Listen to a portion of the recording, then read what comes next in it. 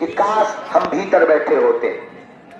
जो पीछे खड़े हैं वो सोच रहे काश हम आगे खड़े होते तो देख पाते गुरुजी को। जो और पीछे खड़े हैं वो सोच रहे हैं काश हम रेलिंग के नजदीक ही होते तो थोड़ा दूर से ही देख पाते। लेकिन जो भीतर बैठे हैं वो सोच रहे हैं काश हम गुरुजी के नजदीक पहुंच जाते। और जो हमारे नजदीक है वो ये सोच रहे हैं काश गुरुजी हमको ऐसी एंट्री दे दे कि ऊपर कमरे तक साथ जावे। और जो हमारे कमरे में आ रहा है वो सोच रहा है काश हमको कभी पूछना ना पड़े, हम बिना पूछे ही इनके कमरे में घुस जावे। और जो हमारे कमरे में घुसा बैठा है वो सोच रहा है काश इनकी खपड़िया पर बैठे जावे। ये लोगों की आशाएं कभी खत्म नहीं होती है। लोग अपनी दृष्टि से दुनिया को देखते हैं, इसलिए माफ करना, तुम्हारे ऊपर लोड होगा, तुम्हें अवहेलना भी मिलेगी, गाली भी मिलेगी, धक्का भी लगेंगे, फिर भी तुम मुस्कुराना। ये बहुत कठिन काम है। कहना तो सरल है हमारे द्वारा, तुम्हारे द्वारा गाली सुनकर मुस्कुराकर सेवा करना बहुत कठिन है। यूं मान करके चलो कि गहरा समुद्र है और मोती ढूंढ कर लाना है, लेकिन करना जरूरी है। ये नहीं करोगे तो तुम अपनी जिंदगी में हर मंगलवार या शनिवार को आते हो, धीरे धीरे तुम अपनी खुशियां खो बैठोगे। मंगलवार आएगा तो तुम्हें बोझ लगेगा कि लोग फिर जगना पड़ेगा, लोग फिर धक्के खाने पड़ेंगे, लोग फिर जाना पड़ेगा, लोग फिर पूरे दिन वहां खड़ा रहना पड़ेगा। और कई बार तो तुम्हारे मुंह से गाली निकलने लगेगी कि कहां से ये बाबा पैदा हो गया, दिमाग खराब कर दिया। और धीरे धीरे तुम सेवा से वंचित भी हो जाओगे और पाप के भागीदार भी हो जाओगे। इसलिए एक काम करो, गहरा समुद्र है, मोती खोज कर लाना है, और मोती है मुस्कुराहट। जो भी याद है मुस्कुरा कर उसको बात करना प्रारंभ कर दो। तुम वो धन पा जाओगे, वह कृपा पा जाओगे जिस कृपा को पाने के लिए बड़े बड़े राजा युद्ध लड़ते थे। मुस्कुराहट, प्रसन्नता। इसलिए बोझ में नहीं, बोध में जियो। सेवादारों को सूत्र है, किसमें जियो? बोझ में नहीं, बोध में जियो। बोध की जिंदगी बहुत काम आती है।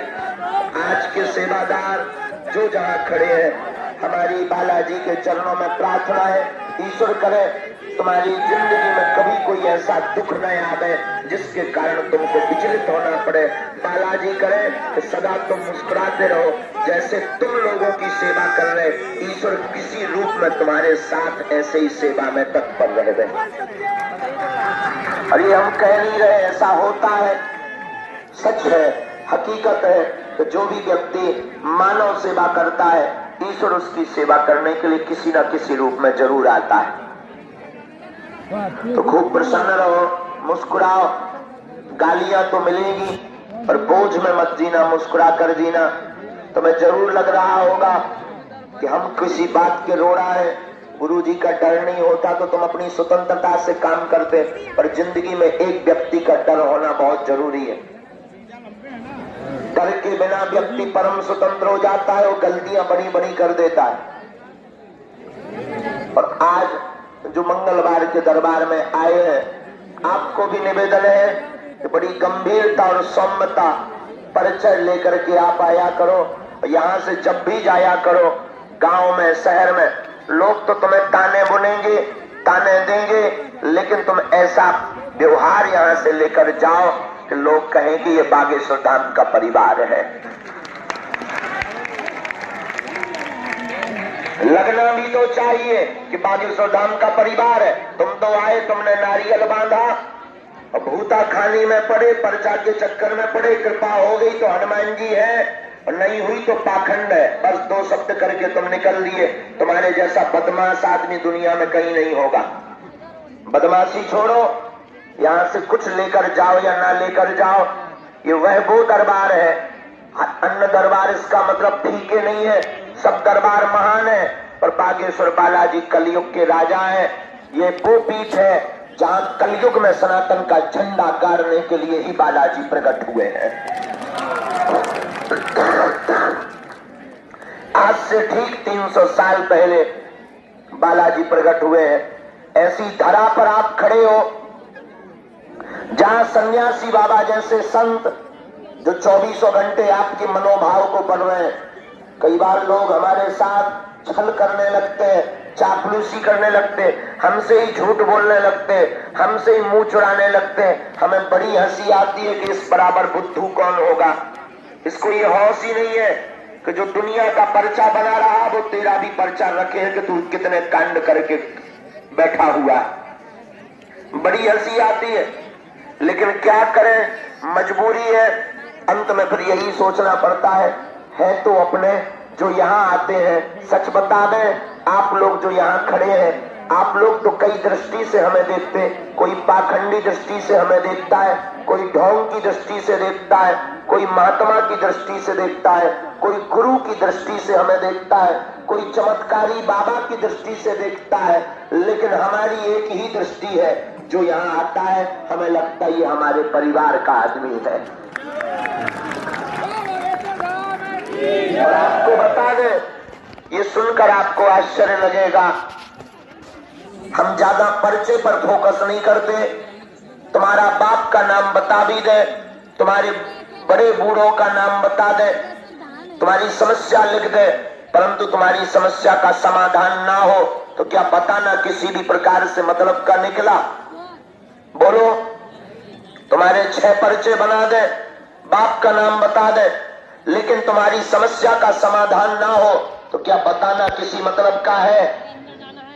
हाथ उठाकर बोलो, नहीं है। इसलिए हम एक बात पर हमेशा फोकस करते हैं कि किसी का पर्चा बन पाए या ना बन पाए, हमें जो बालाजी ने चूरन चटनी मंत्र विद्या दे रखी है, हम यही प्रार्थना करते कि हे सन्यासी बाबा, हम किसी के मन की बात बता पाए या ना बता पाए, परंतु उसकी समस्या का समाधान हो जाए, इससे बड़ा कोई भी चमत्कार नहीं है।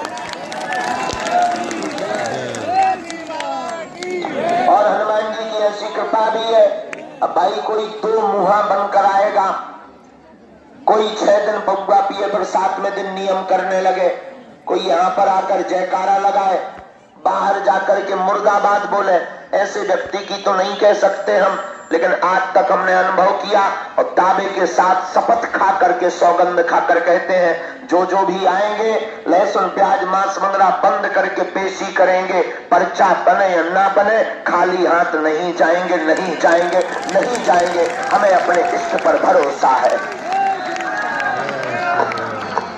देर सवेर लगेगी, पेशी करनी पड़ेगी, परंतु हमें इष्ट पर भरोसा है, जिसके लिए हमें हमारे इष्ट ने बैठा रखा। हम तो नालायक आदमी है, गांव के गवार हैं, हमारी तो कोई क्षमता नहीं है, हम कोई महात्मा साधु या गुरु नहीं है। याद रखना, हम साधारण से आदमी है, लेकिन हम अपने बालाजी के हैं, ये भर हमें भरोसा है। और हमारे हनुमान जी बड़े दयालु हैं।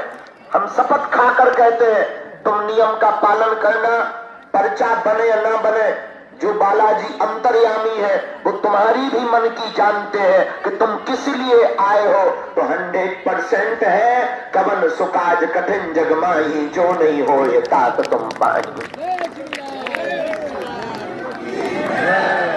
लेकिन हम जानते हैं कि आप लोग बदमाश आदमी हो, इतने के बाद भी तुम्हारे दिल में तसल्ली नहीं होनी है, तुम फिर भी पर्चा के चक्कर में ही बैठे हो, पर्चा के चक्कर में ही घूमोगे। और जिनके बन गए वो 21 पेशी के चक्कर में कि कब हो जाए, कब हम क्लेम ठोक दें बागेश्वर धाम के ऊपर, कब कह दें कि अब हो गई, अभी तक नहीं सुनी तुम्हारे पूछ वालों। लेकिन हम इनके पक्षधर बिल्कुल भी नहीं है। हम आपको बता दें, ये तो बालाजी की डमरू है। डमरू का मतलब पर्चा दिखा करके तुम्हें बताना चाहते, पर्चा तो एक बहाना है, कथा करना तो एक बहाना है, चमत्कार दिखाना तो एक बहाना है। हमारा असली सिद्धांत बहुत उल्टा है, हमें तुमको बालाजी का बनाना है। चाहे तुम जैसे बनो, प्रभाव के चक्कर में बनो, चमत्कार के चक्कर में बनो या कथा के चक्कर में बनो, हम तुम्हारा पीछा छोड़ने वाले नहीं हैं। तुम कितना भी भाग लो, हम तुम्हें जब तक हनुमान जी का नहीं बना देंगे तब तक साथ नहीं छोड़ेंगे तुम्हारा। तुम नहीं मानोगे, हम तुम्हारे YouTube में घुसाएंगे, यूट्यूब देखना भी तुम हमारा बंद कर दोगे तो हम तुम्हारी फेसबुक में घुस आएंगे। वो भी तुम बंद कर दोगे, टीवी चालू करोगे तो संस्कार चैनल में घुस आएंगे। वो भी तुम देखना बंद कर दोगे तो तुम्हारे नगर में, शहर में कथा करने के बहाने आएंगे। तब भी तुम नहीं मानोगे कि तुम्हारे सपने में आकर तुमको मार लगाएंगे।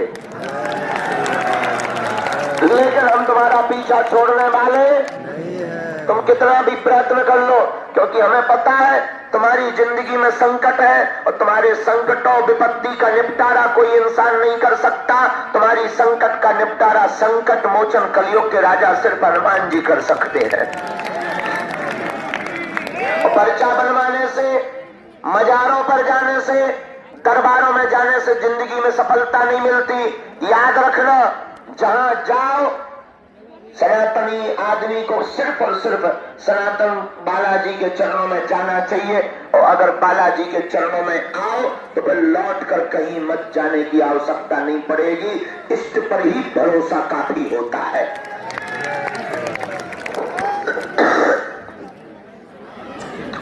तो हमारा निवेदन है कि आप सब जो यहां पधारे, जिनकी 21 पेशी हो गई, निश्चित रूप